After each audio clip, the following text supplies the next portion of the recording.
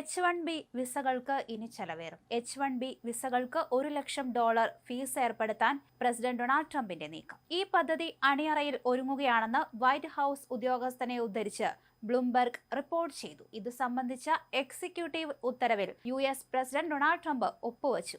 നിയമവിരുദ്ധ കുടിയേറ്റക്കാർക്കെതിരെ ശക്തമായ നിലപാട് സ്വീകരിക്കുന്ന ട്രംപ് നിയമാനുസൃത കുടിയേറ്റങ്ങൾക്ക് നേരെയും തിരിയുന്നു എന്ന തെളിവാണ് ഈ സംഭവം. H-1B വിസകളുടെ അമിത ഉപയോഗം തടയുന്നതിനായി വിസകളുടെ ഫീസ് ചുമത്തുന്നതിനുള്ള നീക്കവുമായി ട്രംപ് മുന്നോട്ടു പോവുകയാണ്. അമേരിക്ക ഫസ്റ്റ് മുദ്രാവാക്യവുമായി മുന്നോട്ടു പോകുന്ന ട്രംപിന്റെ തീരുമാനം തിരിച്ചടിയാവുക ഇന്ത്യയിൽ നിന്നും ചൈനയിൽ നിന്നും അമേരിക്കയിലെത്തി ടെക് മേഖലയിൽ ജോലിയെടുക്കുന്നവർക്കാണ്. ഇന്ത്യൻ ടെക്കുകൾ അമേരിക്കയിലെത്തുന്നത് പ്രധാനമായും H-1B വിസ പദ്ധതി വഴിയാണ്. പ്രത്യേക മേഖലകളിൽ ഉയർന്ന വൈദഗ്ധ്യമുള്ള വിദേശ തൊഴിലാളികളെ നിയമിക്കുന്നതിനുള്ള ഒരു വഴി നൽകുമ്പോൾ അമേരിക്കൻ തൊഴിലാളികളെ നിയമിക്കാൻ കമ്പനികളെ ഈ നടപടി പ്രോത്സാഹിപ്പിക്കുമെന്നാണ് വൈറ്റ് ഹൌസ് ഉദ്യോഗസ്ഥർ ഈ നീക്കത്തിൽ പ്രതികരിച്ചിരിക്കുന്നത്. അതേസമയം അമേരിക്കയിലേക്ക് എത്താൻ ഒരു ഗോൾഡ് കാർഡ് ഇമിഗ്രേഷൻ പാത സൃഷ്ടിക്കാനും ട്രംപിന് ആലോചനയുണ്ട്. ഇതുവഴി ഉയർന്ന പണം അമേരിക്കയിൽ നിക്ഷേപിക്കുന്നവർക്ക് ഗോൾഡ് കാർഡ് വിസ ലഭ്യമാകും. $1 മില്യൺ നൽകുന്ന വിദേശികൾക്കുള്ള വിസകൾ ഈ നയം വേഗത്തിലാക്കും. അതേസമയം ഒരു കമ്പനിക്ക് സ്പോൺസർ ചെയ്യുന്ന ഒരു വിദേശ തൊഴിലാളിയുടെ പ്രക്രിയ വേഗത്തിലാക്കാൻ $2 മില്യൺ